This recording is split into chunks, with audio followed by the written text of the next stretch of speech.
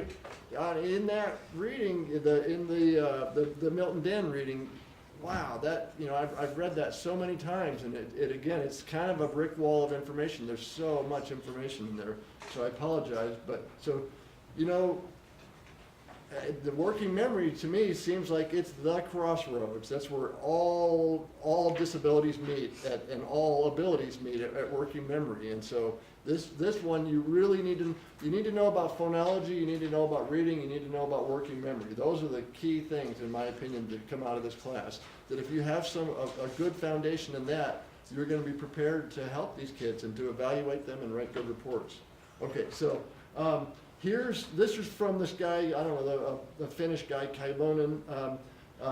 He says, working memory capacity factor has been proven to be the central factor in cognition abilities. Working memory capacity is more highly related to performance on other cognitive tests and is more highly related to learning, both short-term and long-term, than any other cognitive factor.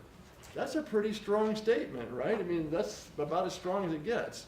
And what that says to me, in my training, nobody pointed this out. It was just, oh, there's working memory, and it's just like everything else, processing speed and whatever, it's just another, they barely even pointed it out. For me, for you guys, I want you to see this as a giant pillar in the field, okay? And that kind of statement is it's more highly related than any other cognitive factor, and I completely agree. I didn't come to this conclusion by reading Kailunen. I came to this conclusion the other way. I kept testing kids. I'm like, God, every kid I test has a working memory deficit. Another working memory deficit. Geez, another working memory deficit. After a while, I'm like, something's going on here, because my training didn't include the importance of this or basically anything in this. So I went out searching out these books and the articles, and then when I read it, like, wow, why didn't somebody mention this up front? So I'm hoping that it keys you guys in, so it doesn't take a decade for you to discover this. Okay, so this is from Kevin McGrew. This is from Institute for Applied Psychometrics, his blog. Collectively, the total effects of processing speed and working memory, he calls that information processing efficiency, account for 76 to 86% of the CHC-G factor. Okay, 86%? That's kind of like the whole thing, right? That's the whole package, right? I've seen numbers as high as 93%. Actually, I've seen even higher than that. When I saw that, I'm like, well, if working memory accounts for about 90% of learning, I really need to know a lot about working memory. And if most of the kids I'm going to evaluate have working memory deficits, then I really need to understand this. And so it's really, I really emphasize the importance that if you guys, if there's one thing that you feel like you're going to pursue further, I would think this would be it, okay? I would also add that maybe it's becoming clear at this point in the class and in your training as a diagnostician, each of these things, I believe that UNM needs to have a class dedicated solely to working memory, okay? But there needs to be a dyslexia class. The entire semester is dyslexia. There needs to be a working memory class. The entire semester, there's so much about it. The theory behind it, the research, the assessment, the interventions, there's all these different aspects to it, right? We can't possibly, cover it, when it's in here with everything. And so, that book is the number one resource on this stuff. All right, so this was my thinking. If 86% of complex cognitive activities, such as learning, I think of that as, that's what really you're an educational diagnostician. If that is working memory, if 86% of that, or up to 93%, we need to know a lot about working memory, okay? Working memory and learning disabilities are hand in hand, okay? And that's primarily what you're going to be dealing with, is diagnosing learning disabilities. So here's Milton Den. So we're finally getting into Milton Den here from the chapter. The combination of moment-to-moment awareness efforts, efforts to maintain information in short-term memory, and effortful retrieval of archived information constitutes working memory. Later he adds more, I think, but I think that's a good summary statement of it. Working memory is limited to management, manipulation, and transformation of information drawn either from short-term or long-term memory. So there's that thing where the factors, they start to long-term retrieval, right? Working memory, short-term memory, they're all intertwined, and to take, it's pretty much impossible to pull one out without it having something to do with the others. The processing speed in there also. So working memory supports human cognitive processing by providing an interface between perception, short-term memory, long-term memory, and goal-directed persistence. So there, goal-directed persistence, now there's the executive skills coming in, right? More and more of the stuff, all these different things are intertwining in students with learning disabilities, okay? Fundamentally, working memory is one of the main cognitive processes underlying thinking and learning, right? Educational diagnostician, right? That's thinking and learning. You're diagnosing problems with thinking and learning, right? And that's working memory is where it's happening. The typical individual can only manipulate about 4 pieces of information at a time. That's not very much, right? And unless information is being manipulated, it will remain in working memory for a short interval, perhaps as little as 2 seconds. This book was the first place I ever saw a number, right? 2 seconds? That 2 seconds? Right? You think about those kids, right? The distractible kids. If your attention is diverted onto something else for more than 2 seconds, that previous stuff has decayed significantly, if not entirely. Okay, it's really, that's talk about a limit, right?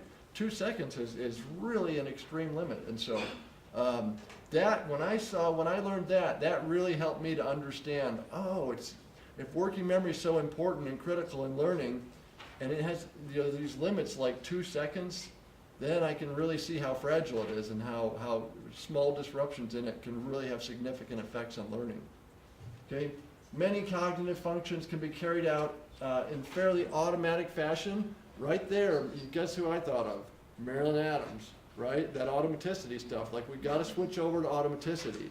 That's our goal, right? With the sight words. A sight word is a word that's automatically recognized. And there's a recurring theme for me across all this stuff is that we've got to move these kids towards automaticity. And a learning disability, they often have problems with automatic, converting basic skills to automaticity, okay? So many cognitive functions carried out in a fairly automatic fashion with little or no reliance on working memory. However, working memory is necessary for the acquisition of skill mastery that leads to automatized processing. So you can see how our goal and what's necessary is that automatic processing, but if you have a working memory impairment, that's going to interfere with taking that to the level of automaticity. Okay, so here in there was I love that he had a table that had these the differences between working memory versus short-term memory, and so that's my abbreviation, STM, the short-term memory. Short-term memory passively holds information. Okay, working memory actively processes it. So you think about that, the digits band forward, digits band backwards. That's how I always organize it in my head, right? And you can see that difference there. So I like this where he clearly splits out because the tests sometimes they like on the WISC-4, they're pushing the things together and they're kind of calling it the same thing. And I'd like for me to be able to clearly disentangle them as much as I can. Short-term capacity is domain specific. And sorry about my typo, it's either visual or verbal, okay? So on your short-term memory, you have the visual short-term memory or the verbal short-term memory. And working memory is not so domain specific. It's more, the boundary isn't as clear. You did talk about working visual memory last week. Though. Right. Mm-hmm. Yeah, whereas on the WISC-4, it's not measured. It's right. More of a phonological right. working memory, right? Yeah, that's right. Okay. Yeah, and I think that in here, how is it that it's sort of distinct yet not distinct, and then for me the way I think about that is that most people during visual spatial working memory tasks do some conversion to verbal. The way you rehearse it and remember it is verbally a lot of the time. Okay, and so I think that because of that, it's not so much. Whereas on verbal tasks, most people don't convert them over to visual, right? You remember things auditorily and phonologically more, and I think just to the nature of our language and stuff, right? Let's see, oh, sorry. Then the next one, working memory has a stronger relationship to academic learning than short-term memory. That makes perfect sense to me, like that thing, right, where 86% of higher cognitive function is, right? Short-term memory automatically activates information stored in long-term memory. So there's the spreading activation energy. Back to that, to me, this is just a walk down memory lane for the stuff we've talked about. That when something is fired, when we get some input into our short-term memory, things that are related to that will automatically be activated in your long-term memory. You don't have to go in and do a retrieval process. Working memory consciously directs retrieval of desired information from long-term memory. So there's that difference, right? The working memory, you're using your metacognitive skills and your executive skills to go into your long-term memory and retrieve the desired stuff, rather than it being automatic like the short-term memory stuff does. Short-term memory has no management function, so there's no executive stuff going on there. It's more automatic. Working memory has executive function in there. Short-term memory can operate independently from long-term memory. And so that gets into this whole thing, is working memory truly distinct from long-term memory, or is there some sort of overlap between them? And I believe that there is, that it's hard to separate them. There's some automatic, there's overlap between working memory and long-term memory, in my opinion, but not so much with the short-term. The short-term stuff will fire stuff, but not, it's not, the processing is not the same so much. Okay, so continuing with the differences, working memory operations rely heavily on long-term memory structures. Okay, so things that are, like especially on that visual spatial stuff. Remember they were saying that if it's familiar, things that are familiar are easier for you to maintain in your working memory, and if they're familiar, that means that you've stored them in your long-term memory, and that's a way of facilitating maintaining stuff in your working memory. Things that are random and unfamiliar, if it's novel and completely new to you, it's not going to activate any sort of long-term memory stuff, and then it makes it harder to remember, harder to maintain in working memory. Short-term memory retains information coming from the environment, okay? So that's the stimulus, the input. Working memory retains products of various cognitive processes, so it's a lot more complicated, the working memory side. And somewhere along in here he talks about, that book, I don't know if whoever got it, the publication date, that's a pretty recent book, and there's a lot of the research is still emerging on this stuff. I think, it's definitely, when Ricky was trained, a lot of this research didn't even exist, and then, for me, what's that? It definitely didn't. Yeah, it definitely didn't, and for me, I got my training 2003, 2004, that book hadn't been published, and a lot of the research hadn't been published, and so, again, I want to encourage you guys, they haven't solved it at all. They're getting closer, and we're learning a lot more about it, but the research is still really evolving, okay? And so I want to encourage you, after the class is over, don't grind to a halt as far as, learning more stuff, because it's going to keep moving forward. So there are, they do know the knowledge base is growing, but it's not complete at all. The functioning of phonological short-term, again, sorry about my typo, memory and verbal working memory is well documented, but there remains considerable cloudiness regarding the executive functions of working memory, okay? That's a polite way of saying it, right? That there's a lot we don't know about that. What is the relationship between the executive functions and working memory? And there's the competing theories, and not one has come to dominance yet in that. Furthermore, the debate about the immutability, so that its ability to change, of working memory capacity is far from settled, okay? When I was trained, your working memory is carved in stone, and it's like one of the 10 commandments. Here's your working memory, okay? This is what you got, and you're going to go through life with this and carry this tablet around with you. Now, there's so much, really, that's not right. That's not how it is, okay? And I think maybe my next... I want to play Torkel Klingberg, remember from last week's reading with Torkel Klingberg? I want to play this, hold on a second. I don't know if that will link, and so I went ahead and did it on here.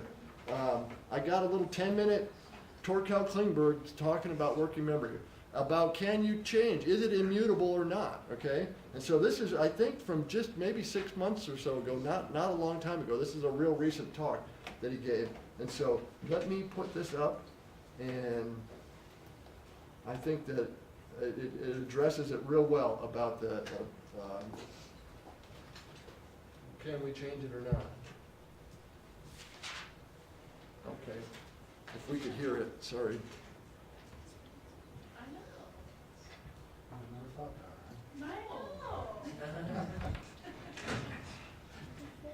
Anybody got any clues on the volume?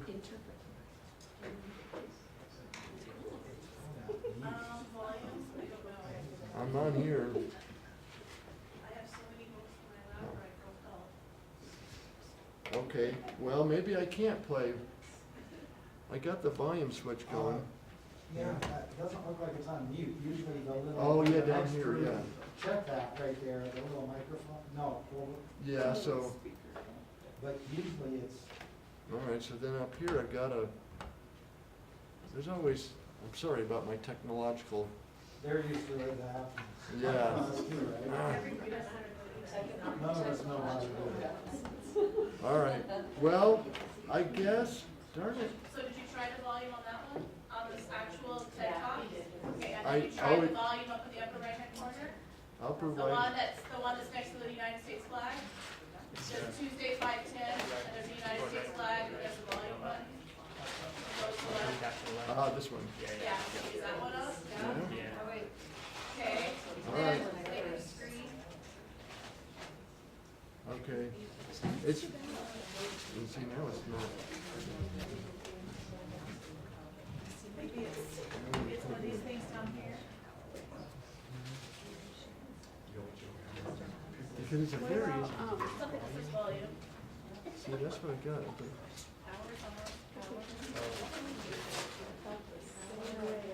Oh, sorry. This is what happens. Maybe now? It was muted. Turn it back on. Oh, wait a minute. Okay, I'll go sit down now. Turn off the power down there. Whoops, okay. It was muted on this one, so maybe it didn't work now. Yeah. I think we're gonna have an unintended break here.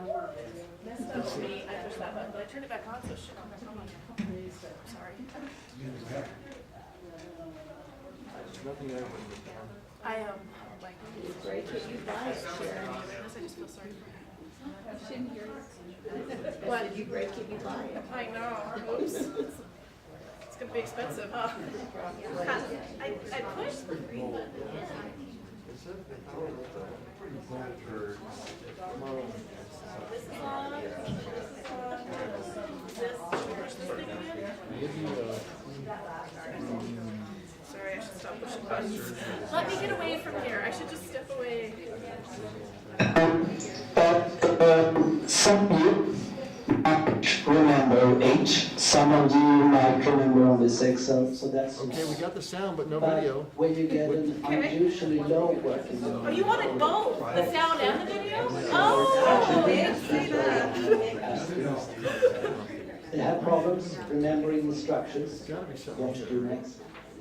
They are inattentive, Okay. they in mathematics, we struggle with reading, French. Since then, we had a problem, Okay, so maybe- and I think I have a partial solution.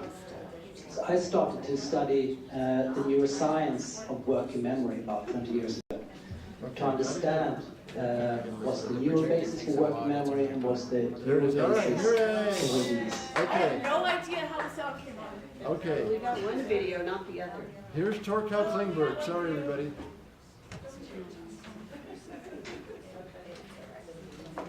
I like for you guys to be able to hear the actual researchers too. as much Sure, as possible. most of you are familiar with the situation when you walk into a room and you stare into the wall, and then you think, why did I walk into this room? So you had a plan, right? Just a few seconds ago, you had a plan of what to do next, but somehow you lost it.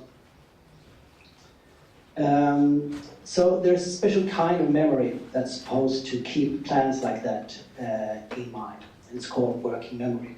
It's a very useful kind of memory. You use it not only to remember plans and instructions, but you also use it to keep in mind relevant information when you solve problems. So it's very important for mathematical problem solving. And it is also closely related to attention. So one way to put that is you need to remember what to focus on. So I'm going to illustrate that by testing your working memory here.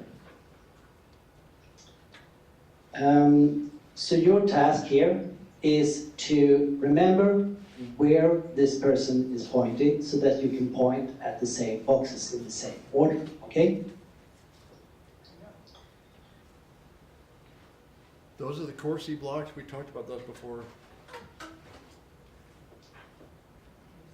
Okay, so now you're keeping information in working memory, 4 positions, so that you can do something based on that information, right? Easy enough. Let's have another one. So the same task, remember where this person points.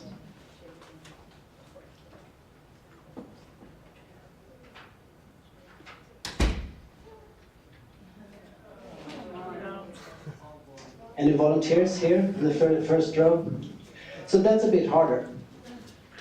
So this illustrates the key problem here. The key problem is that working memory is limited. The capacity to store information is limited.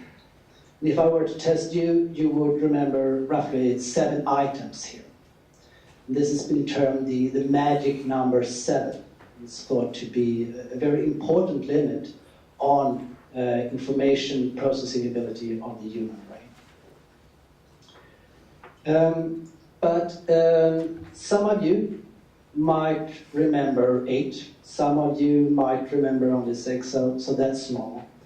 But when you get an unusually low working memory, you run into problems. So children with low working memory capacity, they have problems remembering instructions, what to do next. They are inattentive, they fail in mathematics, they struggle with reading comprehension. So I said we had a problem, and I think I have a partial, at least, solution. So I started to study the neuroscience of working memory about 20 years ago to understand what's the neural basis for working memory and what's the neural basis for these capacity limitations.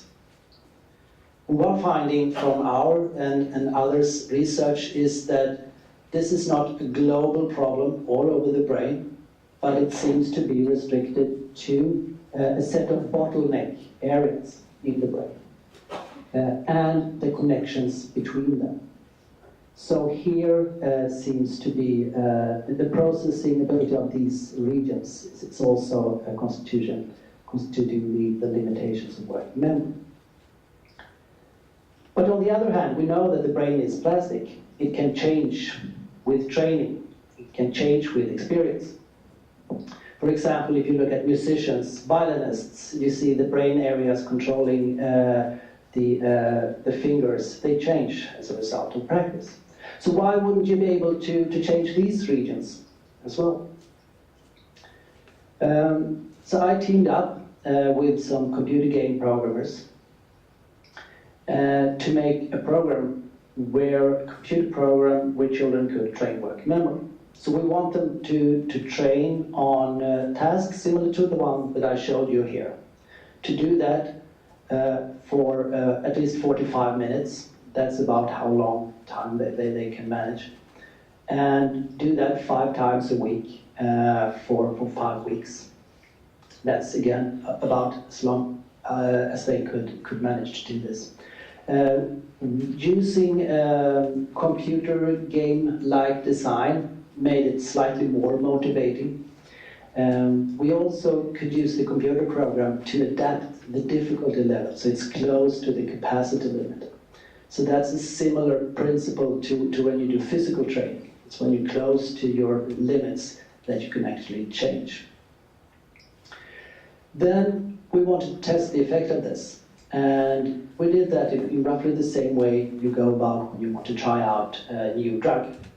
You have people randomized to either receiving the treatment, which is the working memory training in this study, or a placebo, which was a computer program where difficulty level was not adapted to the limit of the subjects. And then you have psychological tests measuring working memory capacity of the children before and after. That's you guys. So this was a very simplistic idea. This was a neuroscientist stumbling into the field of working memory and treating working memory as a muscle rather than as a magical black box. But it worked. So when we looked at the test results, we could see that children doing the training, they had actually improved the working memory capacity by roughly 20 to 15%. And this has been replicated many times now. So the magic number 7 isn't so magic after all. Then we went back to the neuroscience to look at what's happening in the brains of these subjects. And we could see that there are changes in these network regions or bottleneck areas.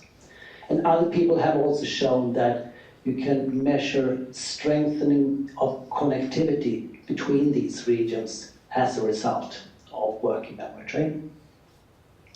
So we could show that indeed the brain is plastic. So this is nice. We can push the limits. We can watch the changes that's happening in the brain. The third question is, does it matter? Does it matter for people in everyday life? One thing that does matter is remembering plans and instructions.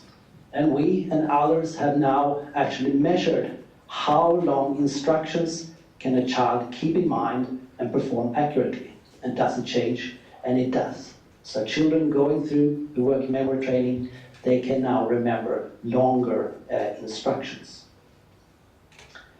Another way to look at usefulness is actually asking parents and teachers about symptoms in everyday life, the behavior of the children in everyday life, about inattentiveness and if they can follow instructions. And here we're looking at 13 studies that did that.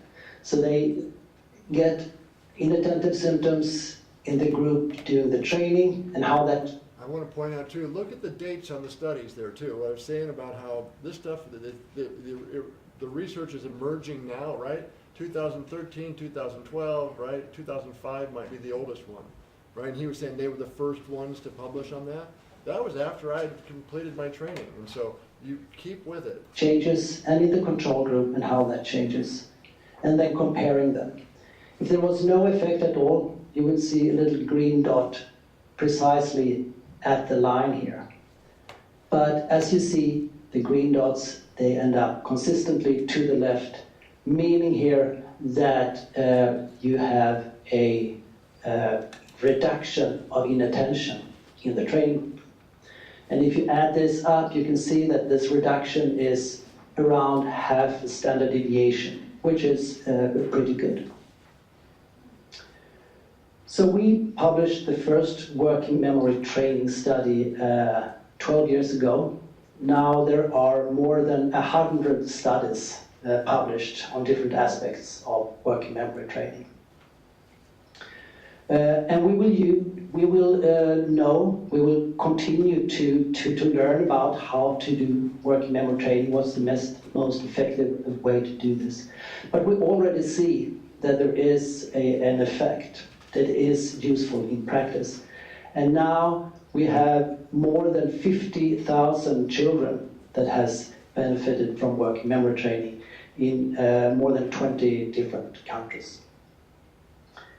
So the science tells us about the effects, but it's also interesting to hear from the children. And here are some comments. So one says that now I can remember what the teacher says. Another, before I couldn't find my stuff, I could be looking for 2 days. Now I can find them at once.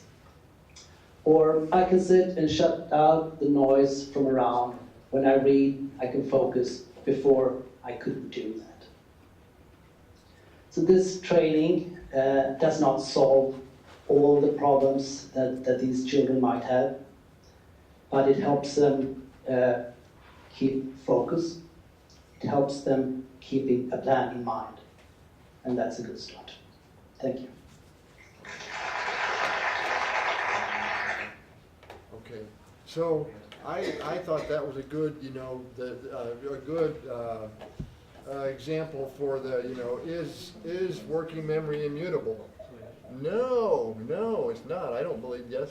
I couldn't help when I was doing the reading and then listening to this, thinking about, okay, so ADHD is about attention. Right? And isn't one of the one of the things about ADHD is low working memory? Yeah, it's very Yeah. characteristic. So, but they never mention the fact that, or any studies or anything about the effect of when you take ADHD medication, does it improve your working memory? Mm-hmm. Because anecdotally, I would say for my own children, it did. That they could, because they were really suffering in math a lot, Mhm. because math requires a lot of working memory, right? Right? Okay. And then we got them on the right medication, and all of a sudden my little boy is like making 95s in math. He goes from like failing to like being able to do well. So his working memory kind of, to me, improves because he's able to, Right. to put the right attention on the right things. Right. So to me, that's something that's like working memory can be improved. I agree. The medications, in my experience with the kids in the schools, have the majority of kids is highly effective. The Torkel Klingberg is, I don't believe he's at all anti-medication, but he has made a product that's, Yeah. right? But I'm just saying, in any of the readings that we had, it was like all over the place to me. It was just saying ADHD, because it was about attention. Yeah. The working memory is tied to attention. But the readings never, it doesn't seem like there was any mention of like the effect medication had on it. Never once was it mentioned. I think, and I have briefly looked for studies, like when I go and I'm searching for information on this stuff, there's waves of information that's passing in front of me, and I'm pulling out the stuff that I think is right, like you guys do. And so I see a lot of the stuff that's out there, and I don't see a lot of stuff like you're saying. You would think that as common as medication is, and as effective as it is, that there would be studies like that comparing, like that. But I don't see I can't, off the top of my head, I can't think of a single one. I'm sure they're out there, but I can't tell you that they're right. But I agree. I think it really needs to be done. It needs to be brought forward. Yeah, good. When I was reading the one study that we read about today in the readings, Yeah. I actually thought of my sons with their ADD and their medicine, because it talked about people's ability to tune out the distractors. Mhm. Right. And that, I think, is what the medication does, is, for my kids at least, it gives them the ability to tune those things out so that they can then use the other processes that they have there, which they normally can't use because they're overwhelmed with other Yeah, information. yeah. I think of it too as that if you think about the capacity limits, either if is it 4 or is it 7, there's that whole thing.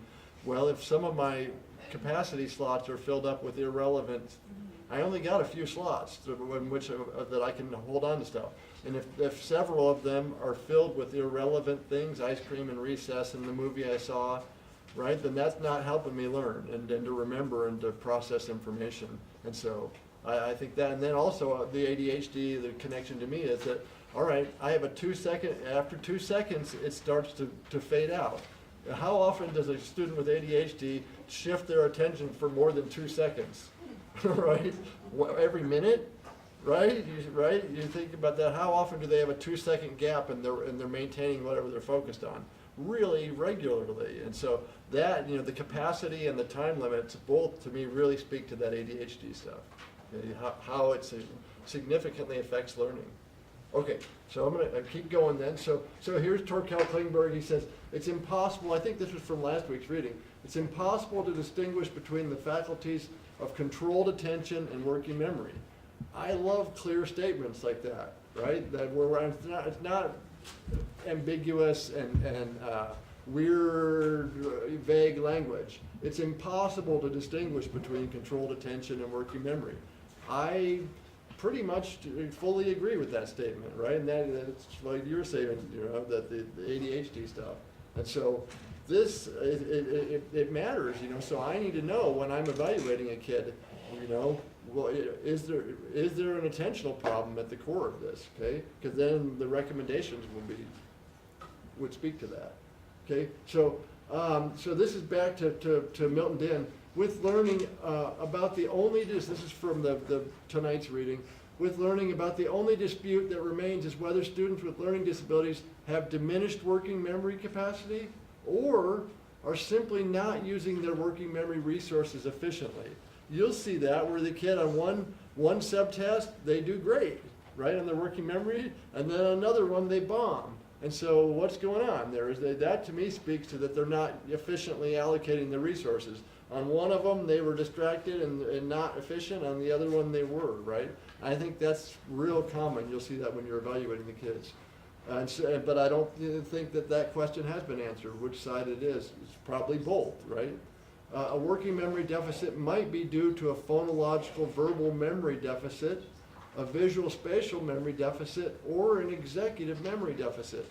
Right, so there's these different aspects in there, and which one is it? I fall more on the executive side, because that's really the attentional stuff for me, right? That's where I see in my opinion, where it's leading more towards that way.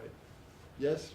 You know how before you test a kid, you need to have their vision and hearing, like Right. you have your glasses with you? Right? If they've been prescribed medication, is there a question like, Well, have the you nurse- taken your medication Well, today? if they take it at school, and if the nurse is aware of it, or if the nurses, if they're taking the medication at school, we get I don't know about APS, but we get a nursing, summary form, and it talks about their vision and hearing, but it also has a line about medication on there. But a lot of the kids, they take it at home. The nurse doesn't have anything to do with it. So you don't always know at all. Do you ask the kid before you test them? Like, I don't know. Yeah, no, I don't. It doesn't, for me, it doesn't feel right to ask the kid about that. If I have a meeting with the parent or an interview with the parent, I'll ask them about it, around that family history stuff also, right? But more often than not, there's a question mark on that line, right? You don't know. So, okay. Working memory performance is highly influenced by several factors, okay, including attention, executive processes, processing speed, long-term memory, and the individual's level of expertise in particular domains. If you're an expert in a field, you're fluent with that stuff, and it just takes, it's sort of the whole thing about the all bells are rung. That if something that I'm really fluent and an expert in, activation of one part of that network fires the whole network, right? The activation energy spreads across all that information really quickly and easily. And so you can see all those different factors, right? There's a lot going on there, right? Attention, executive process, processing speed, long-term memory, there's all these different things. This is, again, where for me it feels like the class is coming together. We've talked about a lot of these things at different times, and they're starting to come up over and over again in an interwoven way, okay, and in a way that affects learning. Okay? What's interesting, like in considering the CHC broad domains, Right. working memory falls, it's a narrow ability under short-term Right. memory. And I don't like that nomenclature, the way they have that set up, right? I think it gets confusing, right? And Yeah, but it seems like this is kind of contradictory to that idea. I that working agree. memory is a function of short-term memory. It should be the other way around, right? I would think Yeah, that short-term memory would be right, but, right, exactly, and that's where I think that, and there's a lot of different people have different ways of organizing it and different, labels for it and stuff, and it gets confusing.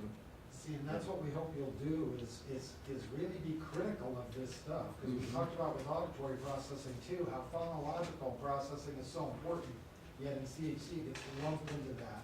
And Right. this memory part, it kind of plays that role too. Mhm. So I think that's good, really pick these things apart, because that helps you understand them much better. Yeah, and it's not all worked out, like, I think that's what your question points out, is they're still sorting this out and organizing it and understanding it, right? And so, again, that's my whole thing, we can't wait for those people up there in the ivory tower to work this out for us, that they, right? We're the ones that are you're gonna test 1,000 kids, you're gonna have this great insight into these processes. I think, in the end, you'll test a lot more kids than those researchers will, and so I think your insights will be real valuable for that. I don't know if I put this up here before, this quote from John Muir: when one tugs at a single thing in nature, he finds it attached to the rest of the world. Like that on that previous slide, where all those different factors are affecting working memory. It's difficult to separate them out. And then I don't know if I threw this one up for you guys before or not. John Horn of Cattell, Horn and Carroll, right? Theory, okay. He says this: ability, cognitive capability, and cognitive processes are not segments of behavior, but abstractions we have applied to an indivisible flow of behavior, okay? But what we're trying to do with the testing is divide it out, right? One So it cannot comes back distinguish. to what Chris was talking about too, it's Mhm. like these are arbitrary things, Mm-hmm. how we're cutting them up. Right. One cannot distinguish between reasoning, retrieval, perception, and detection. This is, and this is, one of the great giants in the field. This is the guy that, this is John Horn, okay? So the behavior one sees indicates all of these, as well as motivation, emotion, drive, apprehension, feeling, and more. All right, now we just poured a whole bunch more factors onto the list, right? Have I had this up before for you guys? I so much agree, and then you're sitting there with the kid and you're going, do you really have a working memory problem, or is it motivation and emotion and drive and apprehension and feeling? Because you're sitting there having this strong sense about it. Ricky, were you going to say something? I think that very first night when you were talking about those, Mm. I forget who you were talking about, and they called that group of things something. Oh, the cognitive There you factors go, instead of, cognitive. right. Yeah, Kevin McGrew on Institute for Applied Psychometrics, he's turned his attention a lot more in that direction. All the CHCs, all these cognitive factors, well then there's all these, he calls them the cognitive factors, okay? And they really do matter. So John Horn goes on, specifying different features of cognition is like slicing smoke. I love that sentence. Dividing a continuous, homogeneous, irregular mass of gray into what? Abstractions. And so I think it's real important to keep this in mind. These tests are good. They're the best thing we got going, okay? And you can get a lot of valuable information, but you have to recognize the limits of them also, right? I think that's real important to see. Yeah? Do you have a test that you like to use for working memory specifically? Or what do you use? I'm mostly, using the WISC, the digits forward and backwards, and then the C-top, they have the phonological memory on the C-top also. Okay. There is a Wechsler memory assessment that's out there, and then, the new stuff, and I still have not administered the WJ4. I've never even gotten my hands on one of them yet, and so I suspect. Aaron isn't in the second class, so it's probably about half of you have given that, right? The one subtest, and what's the first one? It's called verbal attention. Yeah. Gives you several things, and then you have to say, then it says, what number came between the horse and the pigs? Right. Mm-hmm. Yeah. Well, and so I would say I'm not set. I haven't, And are you saying on the C-top, like where you give them a word and then you take out one of the middle sounds? No, like on the memory part where they have, there's that digits thing, whatever they call it. So on the- but it's not working memory. Right, Those that's are- short-term, those right, are yeah. short-term, And then- so if we're differentiating, yeah. Yeah, right. Okay. Yeah. I like questionnaires too. Also, I think that they, about, sort of environmental information, I think that informs a lot also Oh, on that stuff.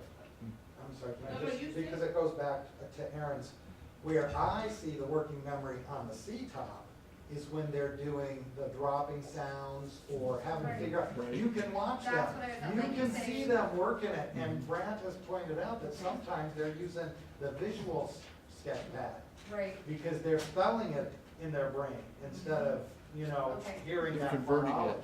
yeah. Okay. Sharon? When I administered the WIS to my friend's child, and that all the working memory is really just the digits backwards, right? Right. That's working memory. Well, and letter number sequencing also, that wrote Oh, the yeah, letters. that's right, letter number sequence, okay. So those two things, and she kind of bombed it, and I was like, in my head, I was thinking, oh gosh, this is not good, this is really bad. And I felt so, like, bad about the whole thing, but I was thinking, can we base working memory just on, that's all there is, like, it's that little bit, like, okay, I can say, in Well- my head, if you have bad working memory, and you're kind of screwed, because look, it's like, it affects everything, Well, it doesn't have to, but it likely, you can compensate for it if you, there are ways to compensate it through, strategy, strategic behavior, chunking behaviors and different things like But that. there's no real other like, if you think a child has poor working memory, like, you come to this conclusion, and then there's no other way to confirm that, is Well, there? and that's again, But asking the questions, like you said, but that's where I was gonna say, just like on the C-top, so say you get the elision and you have that segmenting score that's low, but everything else was okay. I believe that's the most meaningful score for dyslexics is the segmenting, but I got one score, so am I gonna base everything on one score? No. And that's where I start to look for that classroom stuff, so skills that are dependent on working memory, are they being affected by, then that would support your finding over here saying that they have a working memory deficit. Does that yeah. make sense? But it seems like almost every learning disability goes back to working memory. I agree that So- it's the crossroads, yeah. Seems It- like, Yeah, I'm done. seems like, just a observation, kind of the qualitative data you gather from the students, just from watching them like persevere. through Right, the exactly. task. Right. That's another measure of working Right. memory. I agree, and so you support it, you have your test scores, but then you have I send home some questionnaire stuff, some Nancy Mather has some questionnaires, and then that Peg Dawson stuff, in the Smart But Scattered, and then also testing behaviors, you're observing them during the administration. Amy, did you have a question? It may have been said and I may have missed it, but on the TED Talk that Phil Kaufman was doing, the test he was doing that the kids had to remember and touch Yeah. different, where is that off of? It's on the Wexler Nonverbal now. I was gonna say, I have seen it, Yeah. and I had used it, and I think it's a classic, one of the old classics from psychological testing for the Corsi blocks, they called them. And now it's sort of been institutionalized for everybody in that Wexler Nonverbal where they have a thing like that. Yeah. I haven't done that in years. It's been a long time. Okay, so here, and then we'll get back to, sorry, but I felt like I needed to bring that in there. So there was this great book, Descartes' Error. Okay, remember Descartes said, I think, therefore I am. Okay, well there's more to it than thinking. Okay, that's right. The other part is feeling. It's also, I feel, therefore I am. All right, and this is a really great book. This guy's in Colorado is really, to me, is one of the epicenters of psychological research. A lot of the people that we'll talk about in the class are in Colorado. So he says the specialties which we loosely group today under neuroscience gave a resolute cold shoulder to emotion research. That is an error, okay? Because for a lot of these kids, especially the older dyslexic kids, that anxiety and that affective stuff really has become an even bigger problem. It might be their biggest problem at that point. As they sort of compensate for their phonological stuff, then that stuff just continues to grow and grow, and it globalizes out into all areas instead of being specific. And so that's a wonderful book. I recommend that to you guys. Yes? Next week's reading kind of goes into this as well, where the building blocks of learning, Right. the fundamental things are Yeah, the emotional. right, with that, and that's where she has those questionnaires that I use Right. straight from that book, right? Right. That they give you some more additional information. Okay, so in here, this is from Milton Den, okay? Working memory interventions are often compensatory in nature. The interventions are not intended to increase working memory capacity any more than interventions for students with mental retardation claim to increase intelligence. That's not right. Okay, we can increase. You remember he was saying, he showed you those. There was 13 studies that he showed there. We can increase working memory, right? We don't have to just do a compensatory thing where we work around it. I think the science is in now that shows you can increase your working memory. Okay, with these training. I love his analogy. Like he treated working memory like a muscle, like going to the gym. Okay, you've got to work up near your limit. Like if you're only lifting 2 pounds, you're not going to get any stronger. But if you work near your limit, then you see the growth. And that's the good thing about his program is that it's adaptive also. According to how you respond, it adjusts it a little bit up or down so that you're always right there near what appears to be your capacity. Okay, and so I put his for you guys. I thought if you're going to download the PowerPoint. There's a link to his lab, and all his publications are on there. There's so much stuff on there. There's a lot of great stuff. And so, what's an intervention you would recommend for a student with a working memory deficit? well, I think that this kind of stuff, all the new computer stuff is great. And some of the schools, I know some of the schools are starting to get that Pearson CogMed stuff, which is the stuff from Torkel Klingberg. They're putting it into the labs, the computer labs. And so that stuff is and Brain age. what's that? You said Brain age, right? That's the same exact stuff, but I would say this, anything that forces, the focus of your attention, that's really what all these are doing, right? It's that focusing of your attention, that's the key, I think, in this stuff. And so I think playing music, anything that focuses your attention where you have to maintain sustained attention is very helpful. Okay, and I like what he said too, like you got to do it a lot. You got to do it for 45 minutes a day, 5 days a week for 5 weeks to see growth. It's not something you can do hit or miss and occasionally and expect to see growth. A lot like going to the gym, right? You're going to have to. Did you have a question? Yeah, well, it's kind of off, but it does relate, I think. I kept thinking about this in relation to like Alzheimer's and the memory issues with that. And I know that they do work with adults who are predisposed to getting it on their memory. Would they be working on the same types of things? Yeah, when you look at the geriatric side of this, kind of, because that's maybe the bigger side of this, where the money is, kind of. From what I've seen on the geriatric stuff, there's a guy, he's on PBS, Michael Merzenich, and he's the guy who invented the cochlear implant.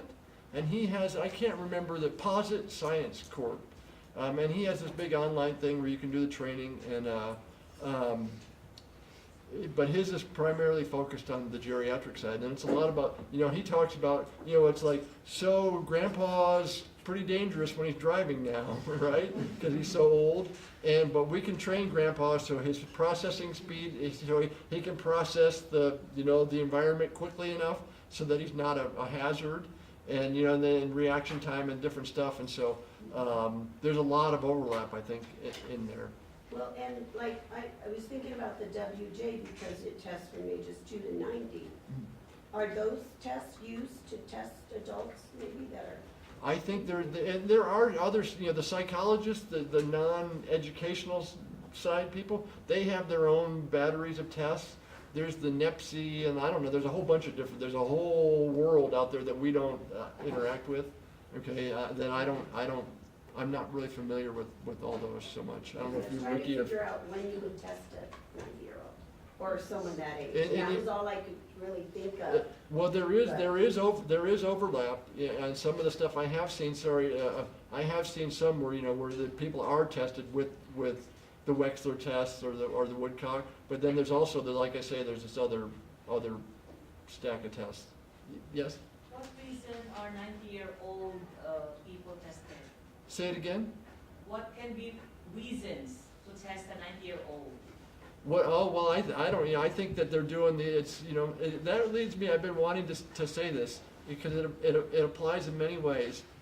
It's a joke that, and my poor daughter hears me, when, you know how your kids are, your teenage kids, when they ask, why? There's a joke that answers that. How do you make water flow uphill? Does anyone know the answer to this? You put some money on top of a hill. Okay, and so I think that why are they testing 90-year-olds? Because they know there's a lot of the aging, the baby boomers are aging, and there's this huge pile of money waiting to be made on. If we can remediate these, if we can get the baby boomers, the aging baby boomers, to buy our product, our cognitive training products and stuff. Was that your question? Why would you test a 90-year-old? Right? Yeah. Right. That's my cynical answer, is that because there's a pile of money waiting on top of that hill for them. And, do you have a question also? Or? Well, this past summer, my dad's wife has Alzheimer's, and we went through the process of them moving out of their house, and the different adult living facilities, they utilize those other tests. Right. They're very simple. Right. But it's a quick way for them to know whether this person can exist in independent living. Right. Or do they need assisted living, or do they Right. require Right. lockdown? Supervision, and- yeah. Right. Yeah, I think I can't remember but there's a lot of different stuff out there. But as far as whatever, kind of bleeds over to our side, it's most of the stuff you guys are familiar with. Okay, so I'm going to keep going then. So phonology and working memory, because of the highly interactive nature of working memory, strengthening peripheral systems can improve working memory performance. This is from the reading for tonight, okay?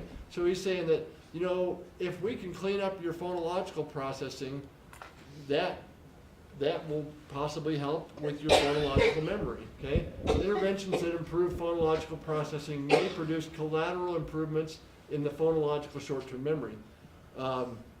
And I think there's some truth to that. If the student has a poor phonemic awareness and phonological processing, and they're having to disambiguate what they heard, and guess what's happening? Their attention is shifting over to that side, right?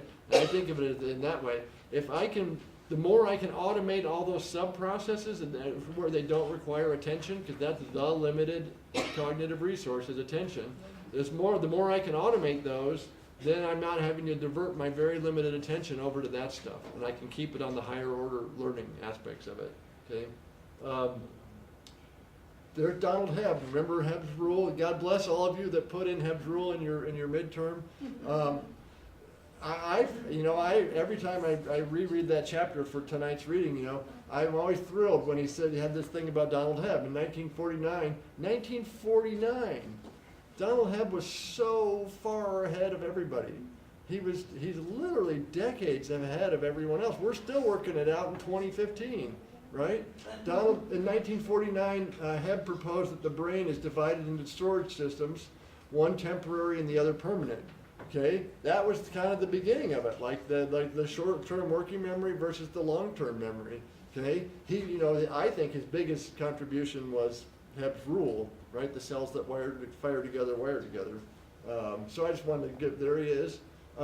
So remember Torkel Klingberg, and in here in the book, right? The magical number 7 plus or minus 2 by George Miller. There it is. Okay.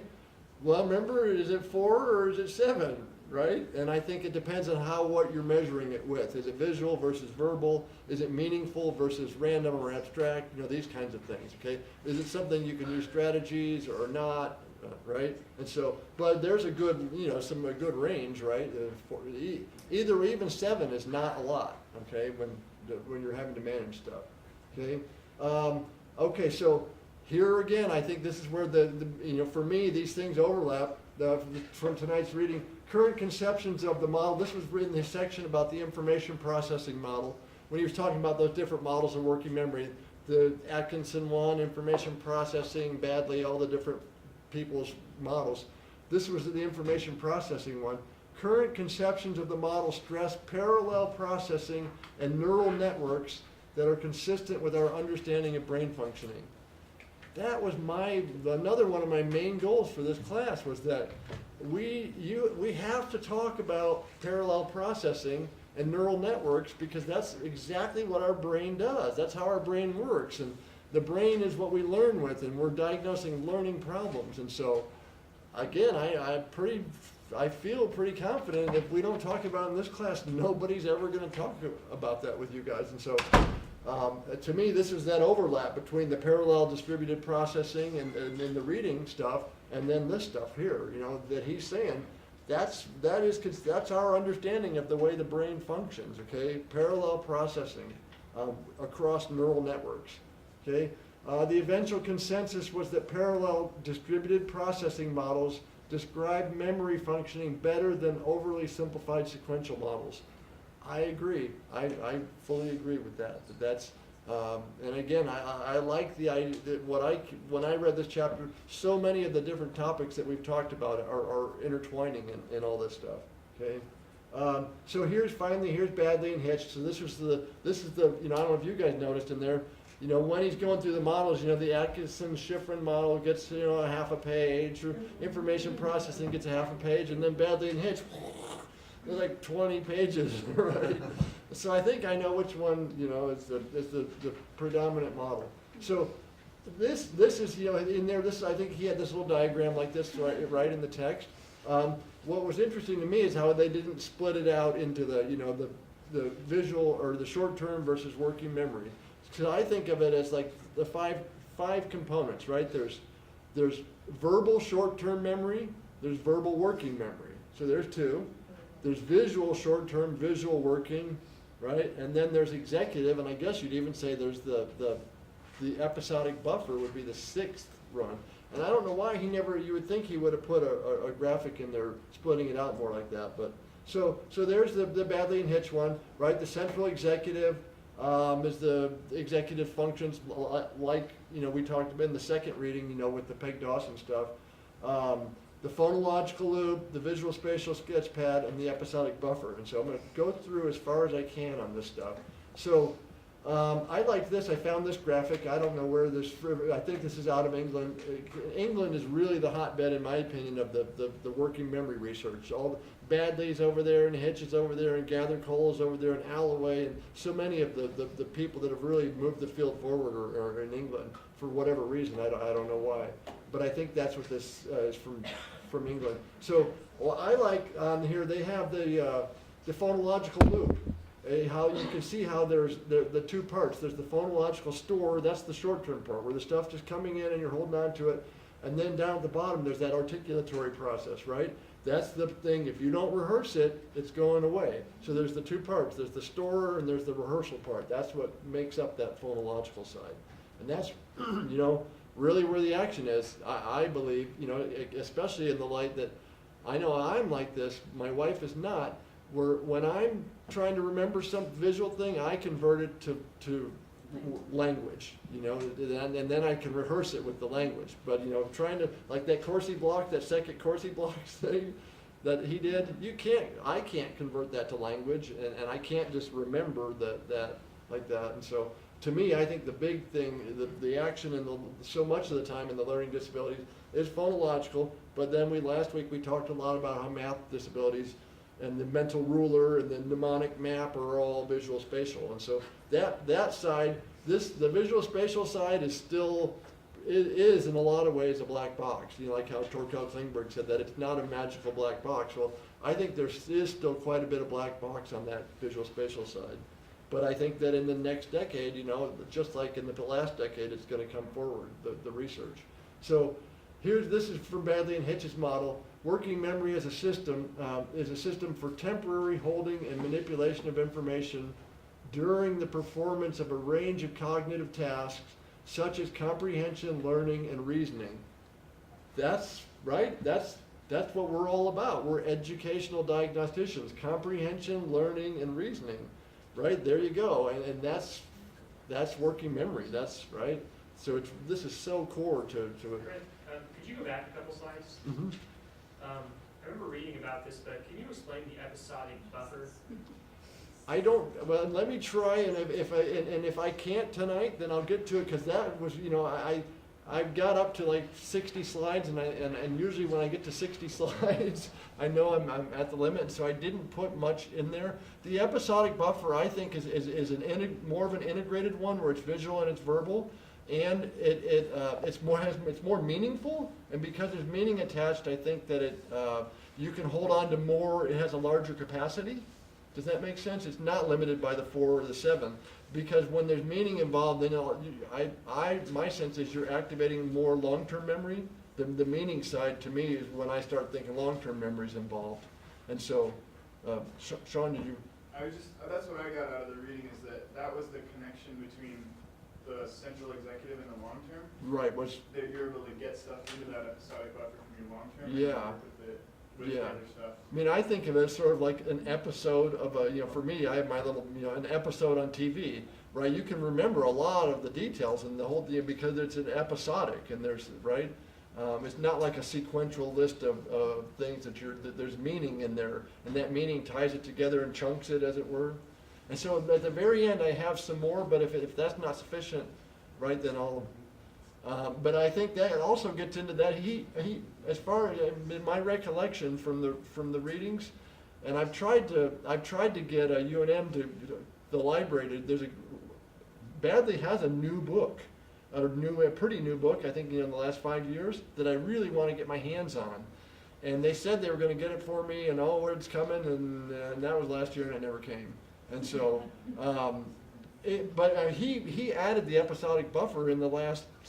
It was 2006, I think, is when he added it, right? And so that's kind of getting out, I think, in closer to the black box of the stuff where even, the great founder of the field, as it were, badly, he didn't really come up with conceptualize the episodic buffer until not that many years ago.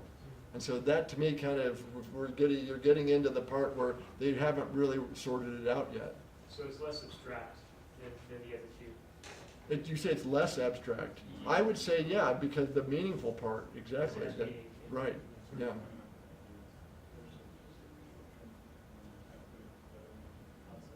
Yeah. So I apologize if that's insufficient, but it's sort of at the limits for me on that stuff too. And you'll see as we go on. And you remember in the book, when we got to episodic buffer, it wasn't very long. It was a page or two, right, on that. Whereas all the phonological loop stuff, boy, it's 10 pages long, right? There's a lot more research and information about it. Okay, so here's the phonological loop. There's those two parts, right? From that, the temporary passive phonological store. Okay, so he conceptualized as like a tape recorder. The information is just coming in and sitting there. It's not being manipulated. Okay, and then there's that articulatory part. That's the rehearsal part, okay? The subvocal articulatory rehearsal process. So auditory information quickly decays. We talked about that, 2 seconds, right? About 2 seconds. Or it will be recorded over. That's the attentional part to me, the ADHD kid, okay? When he goes, oh, hey, a squirrel, right? He starts thinking about squirrels, right? And then when he tries to shift back, it's been recorded over, and once it's recorded over, it's gone. I just want to point out here, because not everybody's done the C-top, but we talked about it, and you've all done the WISC. This is the difference. They point out on the C-top, they do the 2 numbers per second, and on the WISC, it's 1 number per second, because they're trying to get rid of that Rehearsal. rehearsal. Mm-hmm. Right, to get a more pure measure of the phonological store, right. And that's the devil's in the details, right? 1 number per second versus 2 numbers per second can make a significant difference in their performance. And so, so right, if your attention shifts onto something else, then it's verbal, even if it's internally generated language, then it's going to overwrite what was already on there, okay? Unless you have some rehearsal stuff to maintain that information, okay? So I put this, how long is the attention span of students with ADHD, right? That's what we're talking about, right? That's for some of them it's down in the seconds, right? And every few seconds, their attention is shifting to something else, and the question is, are they able to shift back before what they were trying to learn and remember faded away, okay? All right, unless action is taken to preserve phonological information, the loop only holds the information for 2 seconds or less, okay? The number of items that can be fitted on the loop depends on the time taken to articulate them. This, to me, was one of the revelations of this book, right? Like, you mean like those people from New York who speak really fast? They can fit more information on their loop. It's 2 seconds long, right? So if you can talk really fast, right, then you can fit a lot more on 2 seconds than somebody from the Deep South, okay? And I just want to share with you, I know I'm bad about this, a little Deep South anecdote. I worked in Fort Worth. I did my training in Fort Worth, and there was, I was a teacher in an elementary school in Fort Worth while I was doing my training in the diagnostician program. And I took my class on a field trip to the library once, and the downtown, the big public library. They have a beautiful, magnificent public library in Fort Worth. And so we were there, and there was a grandmotherly librarian there who was a native from Texas. And I was there with all my students, and they were all from Mexico. They're basically, or Central America, okay? And so she was telling our story about the pioneer days in Fort Worth when the pioneers first came to Texas, okay? And she said, well, they came here to Texas and they lived in tents. And one of my students raised his hand and he goes, what's a tent?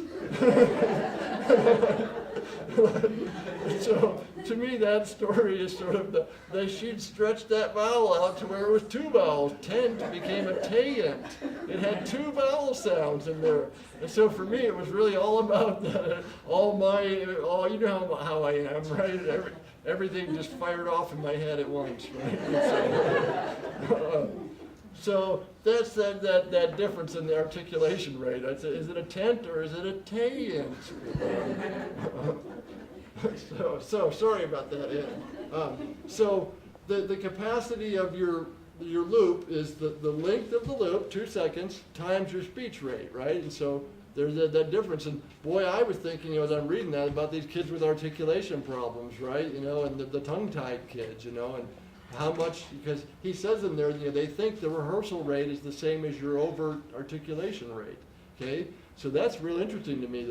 I wonder about that, but I don't know any of the research around that. Do kids with articulation problems have reduced, you know, phonological loop because of that, or reduced rehearsal capacity, okay? This was the enemy of my enemy, okay? The implications are that any retention of verbal information in short-term memory beyond 2 seconds depends on rehearsal, and that the amount of information that can be rehearsed is also constrained by the 2-second loop.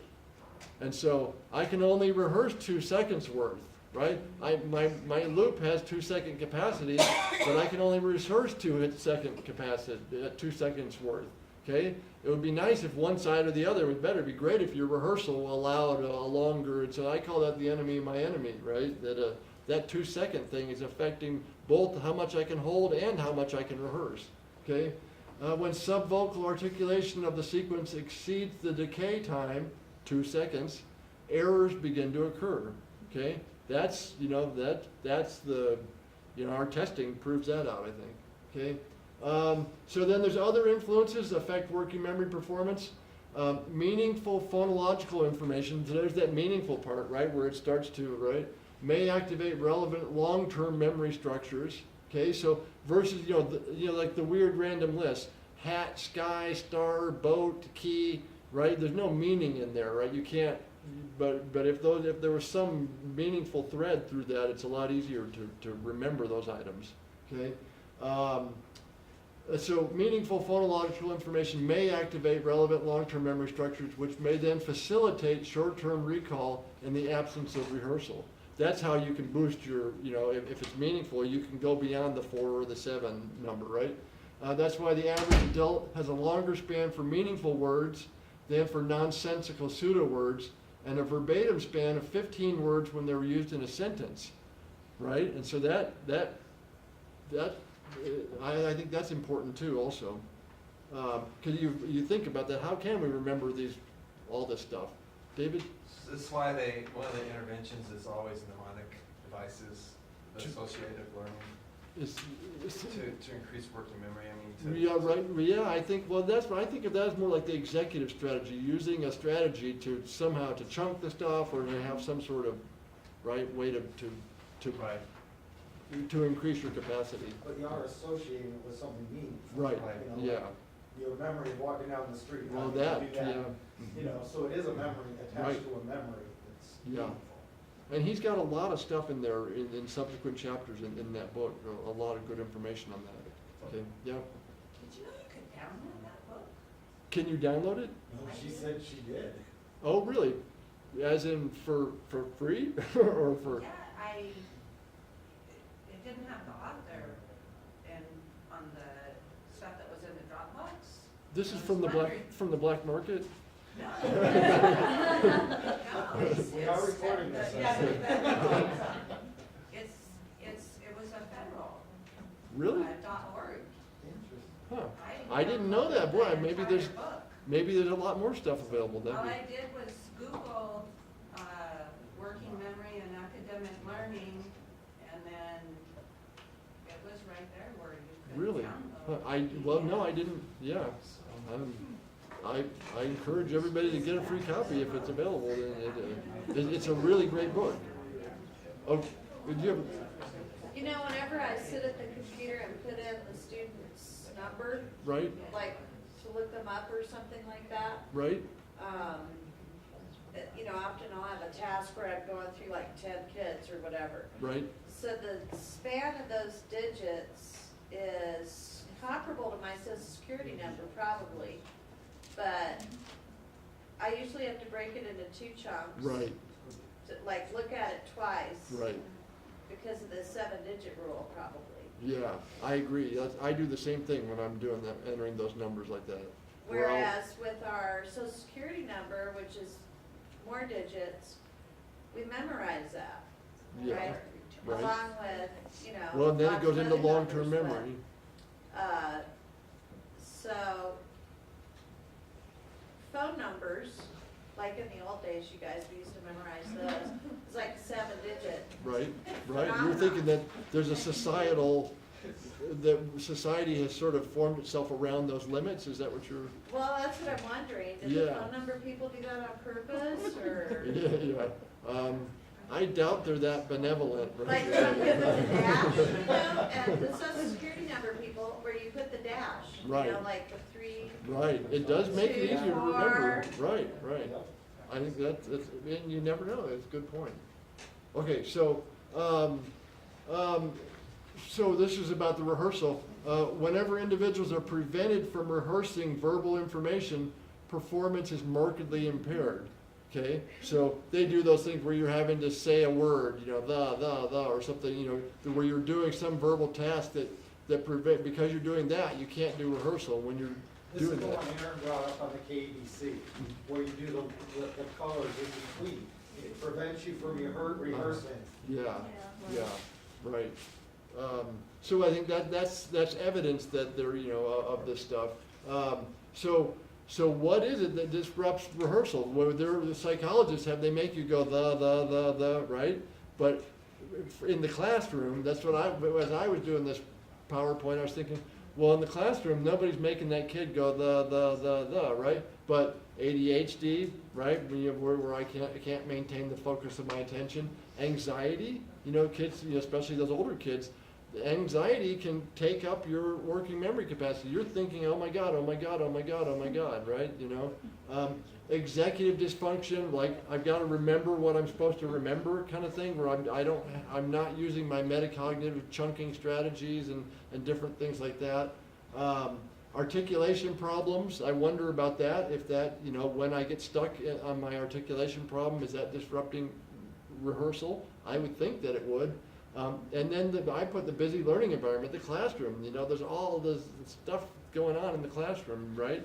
If I shift off my attention over to Johnny over here doing something wrong, right, for more than 2 seconds and I come back, then my rehearsal stuff has been interrupted and interfered with. And so I think to me, that's a big part of it, is that I have to remember to rehearse, there's the executive function part, but then I also have to maintain my attention, and I have to do the rehearsal, right? And block out those interfering things. Amy? The kid, and this may be under executive, but the kid who thinks they've got it in rehearsing, and then they go, and they're just blank. Yeah, Or right? they don't even realize that they don't really understand what they're doing with those. Yeah, well, you know, remember last week I talked about there's this guy Stanislas Dehaene, or how you, Dewan, how they, however you say it in French. He has some studies, what he calls the attentional blink, and I love that term because that's what it feels like to me. Like they've got it and they look at you, but then they have that blink and it goes away. And that's where I feel like there's more to it, than it's not as simple as this. And that blink is not more than 2 seconds. There's something happens. They've got it, they look at you, they have an attentional blink, and it's gone. Right? It happens to me, maybe it's just me, right? But I think that, they're, like I say, that they really haven't worked all this out yet. And that's kind of what you're referring to, right? That's what I'm, yeah. And so you might pursue his stuff on the attentional blink, right? All right, so it's really the phonological memory stuff is essential, for learning. The phonological loop plays a crucial role in language processing, literacy, and learning. Okay, all those, right? And that's really, we do so much of our learning through language. And then the second point I think is very interesting. It's even hypothesized that the phonological loop may have evolved in order to facilitate the acquisition of language. That makes perfect sense. If you think about how hard it is to hold on to purely visual information that you can't convert, right? It's difficult to hold on to a lot of, for me it is, a lot of, like that second Corsi block thing that he did. I don't know, I'll bet no one in the room could do that, right? But if that same amount of verbal information was presented, it would be easier to, and so I think that the phonological loop, it facilitates language, and we interact with language and we learn, and right? I guess I kind of got confused a little bit about phonological loop and auditory processing because, okay, so like a lot of dyslexics have phonological issues, but yet they are also good listeners, that they learn by listening, and so they have good auditory memory, generally speaking. So I was trying to figure out how is it that, what's the difference, I guess, is kind of what I was trying to figure out.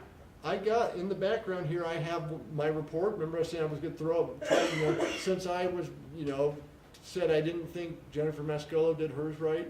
And what I'd like to do is keep your question in mind and pray to God we get there, right? On the time. But I have a great paragraph that it's from, I can tell you who it's from, Hohen and Lundberg, okay? That I took it, like I'm saying, I'm always searching for language that I help, so that I feel like it helps my reports. And it talks about the difference between having a phonological impairment, but at the same time having intact language abilities. And what they say, and I'd like to read their actual language because they can say it so much better than me, is that, the phonological stuff, they say it's like speaking Pig Latin. Right? When I speak regular language, I can do it fine. My expressive and my receptive language is fine. It's perfectly sufficient. But when you make me speak Pig Latin, then all of a sudden I fall apart. And that's kind of like when we're forcing them down into that level at that level of phonemic awareness. Down at that level, there is an impairment. But at levels that don't require such a fine grain, then they're fine. And so I'd like to put that up there, because in the end, hopefully we can get there. Did that kind of answer your question, though? There's these different levels of language processing. The most fine-grained is, is the phonemes or the parts of the phonemes, right? It created about 2 more questions, but I'll let you go on. Right. Sorry. All right. And questions are always appropriate. In summary, this is from Milton Den, from the reading of phonological short-term memory is primarily a joint function of the rate of decay and the rate of rehearsal. I think that's a pretty clear statement. I like that. the capacity of the phonological loop is not fully realized without the application of articulatory rehearsal strategies. There's that executive part, the strategy. I have to remember to use my strategies, and I have to remember, oh, I gotta rehearse this or it's gonna go away, right? The little guys especially, you know, they're not gonna think about that I've gotta do rehearsal. It's more difficult to remember a list of words that sound similar. This is that phonological similarity thing. You know, things that have a lot of phonological overlap are difficult. If I give you a whole sequence of those, it's more difficult for you to recall them, okay? He had that example, man and map and mat, they've all got the M and the A sound in there, right? Most likely, this problem occurs in the passive phonological, that phonological similarity problem. It occurs in the passive phonological input store and misidentifications during rehearsal and later retrieval, okay? And so I think that you think about if I had the misidentification of sounds, does that sound familiar? Like perhaps a phonemic awareness problem, right? For me, that's what that really is talking about there. If I'm misidentifying the sounds, that's my phonological skills, okay? So he talked about that when they did these experiments, that when you take away the phonological similarity and each word is distinct phonologically, that people were able to recall 82%, right? That's really good, almost 100. But when they gave them lists of phonologically similar things, it went all the way down to 9%. Okay, it's bookended, right? It's incredible the difference there. And so on here I put on the bottom the WISC-5. That was one of the things they talked about, and I've only administered it 3 times, and I haven't had a chance to think about it or really go into it. But they claim that they reduced the phonological similarity effect on the working memory part. Because on there, you know, if you think about the numbers, I assume that's what they're talking about, the names, because you were doing it as an auditory thing. And so I don't know what numbers, I can't think of them off the top of my head, but if the names of those numbers and letters have, you know, and then the letters especially, there's the E and the G and the C and the B, and there's a lot of phonological overlap in the sounds, you know, and then the names of those letters. And so they say on the new WISC-5 that they've reduced that phonological similarity effect. And so I think that's good, because what we really want, you know, in the real world, the phonological similarity is probably not such a problem. I don't think it happens so much, okay?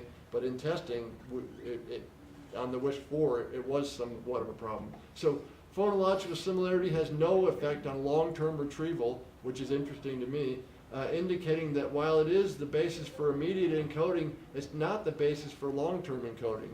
And I think the long-term stuff is when we switches over more, and there's some meaningful stuff, and there's other memory structures that how you encoded it. I gave the example somewhere, I think, earlier in the semester about, you know, what's a piano? A piano depends on what you've stored it in your long-term memory. A piano is something that's really heavy, or a piano is a musical instrument, okay? And depending on where and how you've stored that stuff, and I think there's these different long-term memory structures that it's a lot different than the working memory, whereas the working memory, that phonological stuff, is a lot more important. Could the phonological similar, and I don't know if this is it or not, but it seems like my husband grew up really struggling with reading. And he does better now, but where I can see it residual is he will be going for a word expressively, and I think it's happening receptively too. He'll be going for a word, and one that's very similar will come out. Right. And it doesn't even cause him to pause, and, you know. Well, and I think that's characteristic of a lot of people with dyslexia. That Would that be connected to this? Well, I think that's the expression of the phonological impairment, right? Where they're sort of, I think of it as their phonological processors sort of gummed up, and Yeah. the stuff gets jumbled up, and right, and so. It's like all the similar things just kind of got filed together and. Right, and similar then it's sounding. firing, right, the activation energy is going to things that shouldn't be activated. If that's kind of where there's not a distinct, that's the thing I think, you know, Seidenberg talks about the fully specified representations, you know, both phonological and orthographic. fully specified means all the sounds and all the letters are clearly specified. And so if you have an impairment, you're not getting fully specified. And so then when you're trying to recall it and activate it, maybe you're gonna activate some stuff that's not quite right, and right? So then that seems linked here. Yeah, Yes. yeah. All right, then there's recency effects, and McGrew and Schneider talked about that in their chapter on short-term working memory and the CHC factors chapter. Recency is the tendency, remember McGrew, he said that you have this tendency to just dump the contents of your working memory or your short-term memory. That was his term, was to dump the contents. Recency is the tendency of the most recently presented oral items to be better recalled than prior items, especially items from the middle of the list. You know, the middle is the part that fades out, you know, because the last part is the one that's still sitting there waiting for you, so your focus of attention. And the first part is easier to remember. The middle is the part that fades out. Recent items are recalled because they're still in the phonological store at the time of recall, right? It's just sitting there at the focus of your attention, right? The last item heard still remains active in awareness or is still the focus of attention. So you're not having to recall it, it's just sitting there right there, boom, as McGrew said, just dump the contents, okay? So then, there's the phonological side, right? And I think that's really where a lot of the action is for the majority of kids, especially the reading kids, okay? Although there has been an abundance of this is straight from the book, an abundance of research on the phonological loop and visual imagery itself, direct research on the visual spatial sketchpad has been minimal. That's my sense of it, you know, from pursuing this stuff, is that, you know, there's mountains of stuff all about the phonological stuff, and it's well researched and documented, and there's assessments, but on the visual spatial stuff, I think there's still quite a bit of that black box, and the theory hasn't formed, and the research hasn't formed, and the assessments aren't there, and so, and I think the chapter bears that out. Like, he had a much shorter section on the visual stuff. I de-emphasized it sort of on purpose because I feel like that, you know, it's still like question marks attached to so much of this stuff. Well, we think this is how it's happening, and so most normal individuals will verbally recode. So when you're remembering visual stuff, what most people do is you in your mind, you verbally recode it, okay? So you can use your phonological memory to remember it. They recode much of their visual spatial input. Recent evidence suggests that visual spatial storage is more dependent on the central executive.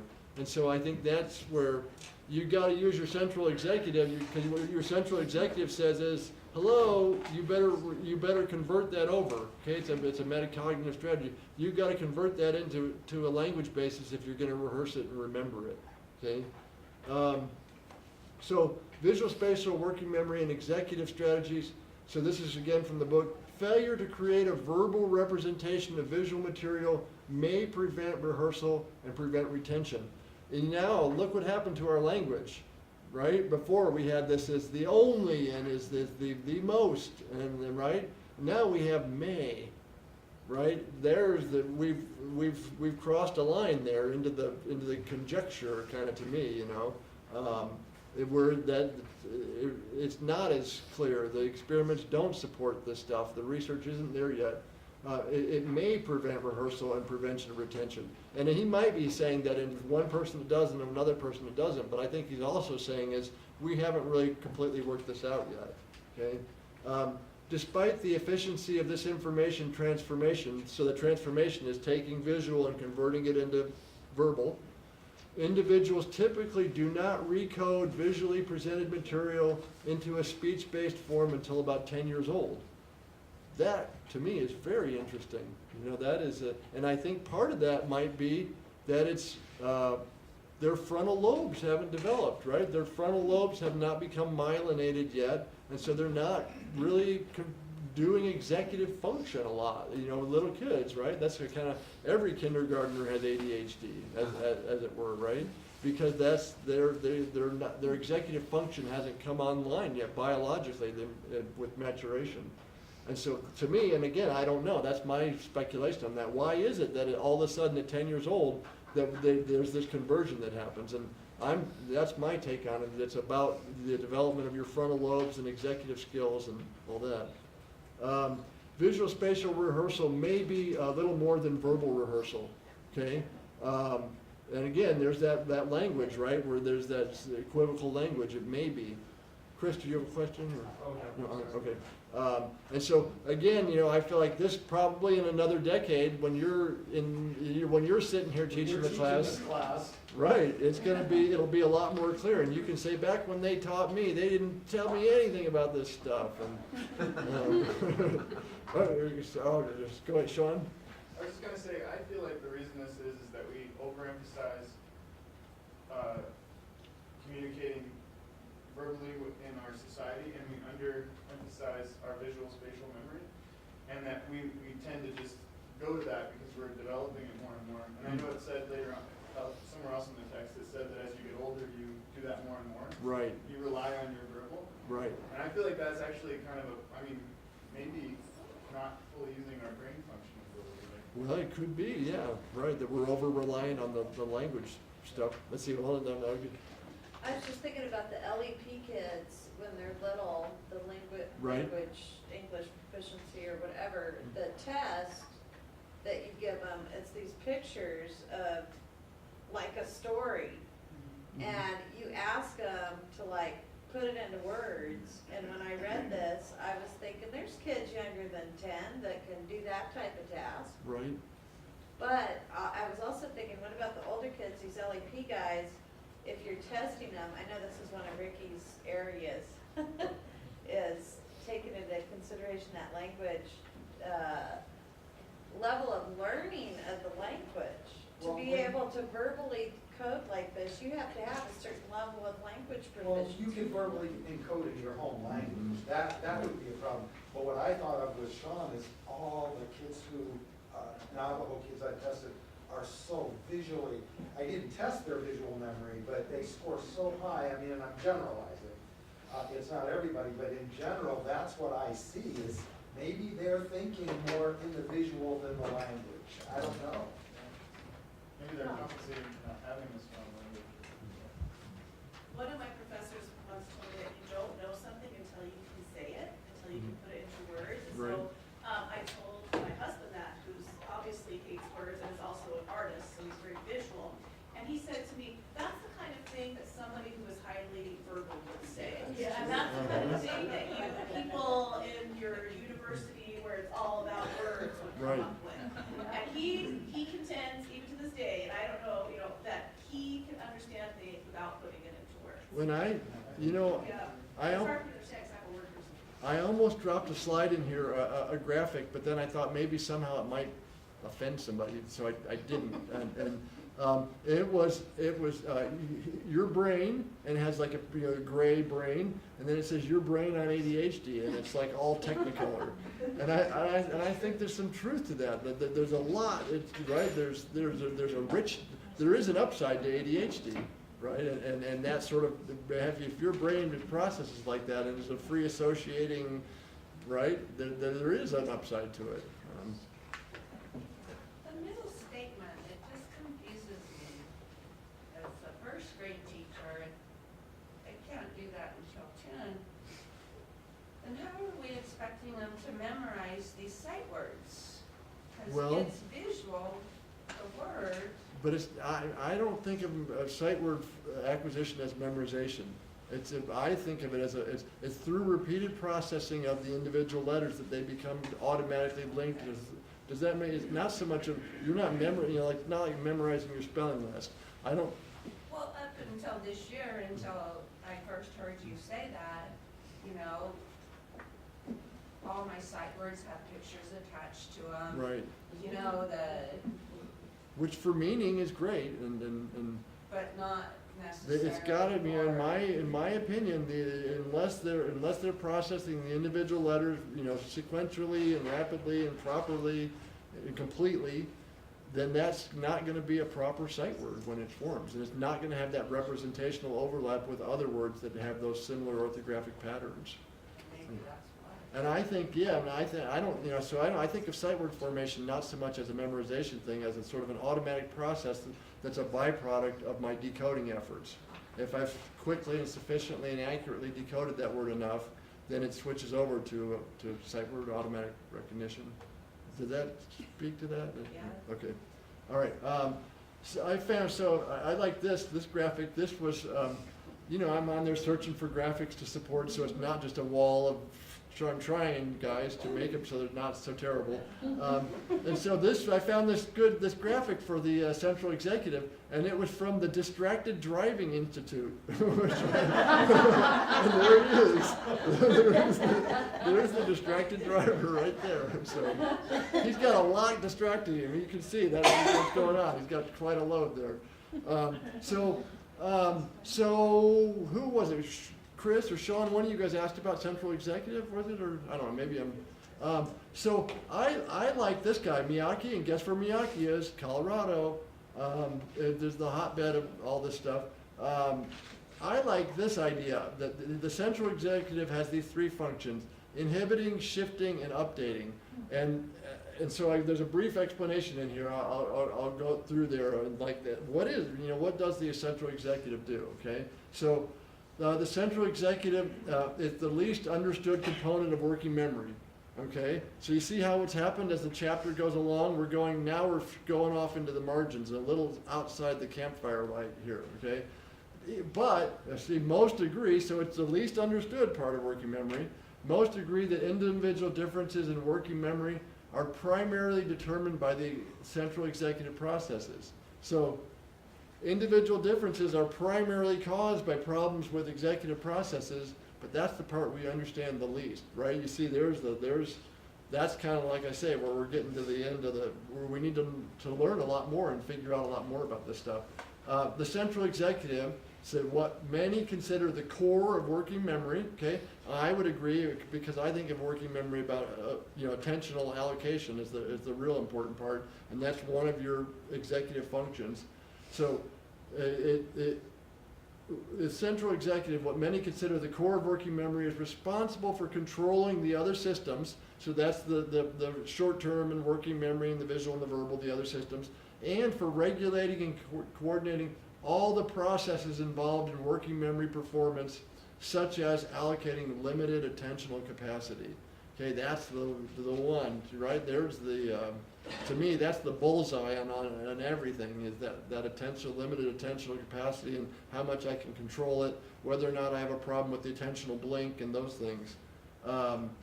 So here's Miyake's model, and so inhibition, okay, remember there was the three functions. They group, and they do factor analysis, just like Horn and all those. They do these studies where they give all these tests to people, and then they do a factor analysis on it with the computer, and it comes up with these three factors, okay? And so they're like, well, now they have to say, well, what are these three factors that we're coming up with, okay? And then they begin to label them and describe them. But mathematically and factorially, it supports this three-factor model. So inhibition, this is the ability to attend to one thing while screening out and suppressing, okay, this is right, ADHD, screening out and suppressing disruptive effects of automatically generated or retrieved information that's not pertinent to the task at hand. So you got that kid who's sitting there, they're staring you in the eye, okay? But inside their head, there's a concert going on, right? There's something going on, right? That's what I think about that automatically generated stuff, right? It can be external things that are distracting, but they might be, they're trying as hard as they can to maintain it, but their inhibition function is not working, and so stuff is just popping up automatically and displacing things and interfering, okay? And then inhibition also discards previously activated information and suppresses incorrect responses, and or have executive skills to check for correctness, okay? Switching or shifting, the different people use different terms, the ability to alternate between different tasks and sets and operations. Okay, I've got to be able to move on and go to the next one. I'm going to clean that stuff out and move on to the next appropriate one. Okay, and then updating, the ability to control and update information. It's the process of replacing old, no longer relevant information with newer, more relevant information. What was interesting to me in the chapter, when I read this, I go, that sounds an awful lot like this.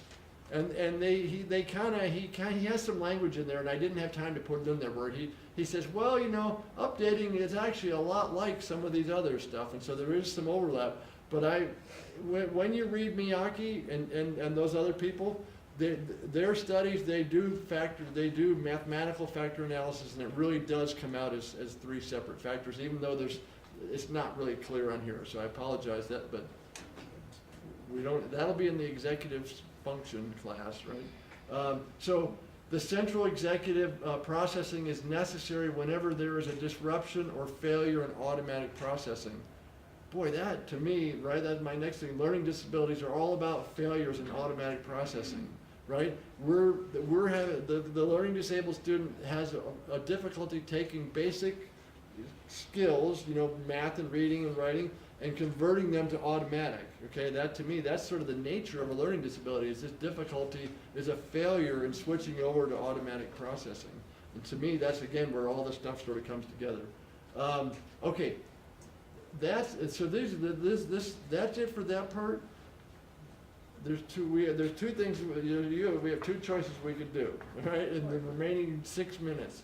I could throw up that report and try to find that thing, or we can look at the Peg Dawson and the executive function.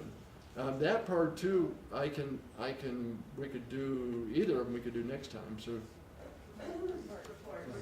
all right. So let's look at that. And I apologize. My report has just as many, and I'm sure way more errors and problems than Jennifer Mascolo's, and so go easy on me on it. Okay, so here's how I do it. If I can make this. Uh-oh. All right.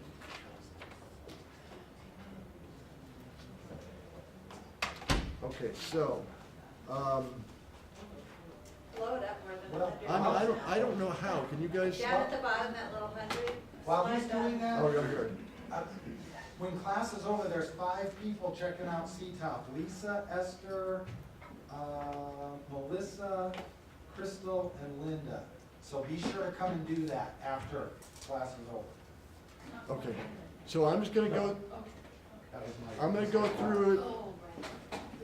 I'm gonna just do a drive-by, kind of like we did with, I guess Jennifer Mascolo only got about 5 minutes last time. So my reason for her referral, remember Ricky said he felt like hers was a little bit of overkill. You can see mine, I have a basic, there's nothing. It's just sort of, boilerplate language mostly, right? Because it's almost always the same thing, right? It's not, I have, language, right? We have a template that we have to use in our district. And so I'm constrained, but we must use this. We have the software that we have to do our reports. The parent input, so here's where I put, I didn't, on this one, I didn't get a lot I like to have, that's where I like to get them to fill out those questionnaires, but I didn't get that on this one. The teacher input, we kind of have some standard stuff on that. Talking about, just their stuff. Here's response to intervention. Somebody asked about that. You know what I was saying? I get these folders, I have no clue what their response to intervention was. I'm lucky if there's 3 data points, and usually there's 3 data points and then I've had time for it that I ask the teacher, I go back to them and they go, well, I can't actually tell you what that is either, right? And so if you can't, I can't. And so I want to try to go down, so then here's the test, just the boilerplate, right? And here's the kids' scores, right, from the WISC-4. You guys are doing WISC-4. Digits band, right? Scale score is 6. This should be, right, fits with tonight's talk. I just picked this one. This was just one of the last ones I did. Letter number sequencing, there's that difference, the 9, right? Average on letter number sequencing, which is harder. This software that we have won't allow me to split it out forwards and backwards without me going in and doing the extra part. And so when I do the interpretation for the family at the IEP and the teachers, I do talk about forwards and backwards, even though this won't allow me to graphically represent it. So this kid, right, you can see where's the low score, right, working memory, right? Everything else is average range working memory. It's that 18th percentile, it's the shady 80s. That's kind of what Ricky said, you know. That's what you're going to get an awful lot of, is the kid that falls right on the fence. They're not really clearly here nor there. And so here's phonological. Here's where I see what I see this too. The segmenting is almost off for me in Rio Rancho, and different districts have different curricula and focus. You know, I very often see that I see that the segmenting is lower. This is a kid who actually has the rapid naming, and I don't think I really addressed that in the report, right? They're consistently low on the rapid naming, both of them below average. So silent word reading, right? Here we go. Now, you know, remember all those average cognitive scores. Then here we get to reading. Now we're down there, way down below the 10th percentile. Wyatt. So this one. Sorry. Early reading, 86. This must have been a younger kid. I'm looking at this. Yeah, this might not have been the best one for word reading, 79. So now I've got a second score, right? I had that test of silent word reading where it was in the 70s. Now their word reading is a 79. Pseudo word, 75. There's a third subtest, right? So you see this word level stuff is emerging there. And they had the phonological segmenting weakness that would agree with that or support that. So then down here, so my summary, I have this general summary where I just talk about, this is what most reports have. This is the whole summary for most reports, okay? It's this half a page or a third of a page, okay? So that's just talking about, just the average, above average, below average. What I like to do then, I go down and I say, okay, here's my academic skills. So I said right up, the student does meet, we have this dyslexia characteristic profile. I guess does APS have the same thing? So I said right at the front, yes, they meet the dyslexia profile. And then I have this explanation. So that, what does that mean? What does that mean my kid's dyslexic? And so I talk about dyslexia, okay? And I have this link to the website. There's a good thing where it's an auditory thing where the parents can listen to this from Sally Shaywitz on this website. I like, because some of them, they don't like to read, and there's the family history of reading problems. And so I talk about these things, that they're about these factors that are contributing. A history of difficulty with decoding, a history of phonemic awareness difficulty, a history of a slow rate of reading, a history of comprehension difficulties from NWA and teacher reports, trying to get multiple data points. It's not just from my testing. Then I like to itemize. Remember, I'm thinking, well, if everything's set up around the 5 areas, phonemic awareness, phonics, fluency, vocabulary, and comprehension, that's how all the curricula and the assessment and stuff is set up. Well, nobody seems to split their report into that. And I thought, well, if that's what it's all about, then I should report it. And I should report those areas, because those are the essential areas from the report of the National Reading Panel. These are the areas that you must be proficient with to be, a good comprehender. So I talk about their phonemic awareness. I talk about phonics and word reading. Okay, you see how different mine is from Jennifer. I'm itemizing it. I'm trying to make it where you don't have to search through and find the stuff. So, sorry, the time ran out. So let me just, we can continue. So then I do quick phonics screen. Remember I passed that around? So here you can see the kids, right, CVC 100%, but then as you go down into the more tricky syllable patterns, then right, there you go, there's your goals right there, okay? I gotta stop, right? And so, next time is not nearly, I think next week's readings aren't nearly as long and as information packed, and so we can continue. And I'm gonna get to Hone and Lumberg's statement, okay, on that. All right, come here, so I don't know if I just don't have enough brain cells, but the readings in the Dropbox and what's listed on the syllabus. are they not the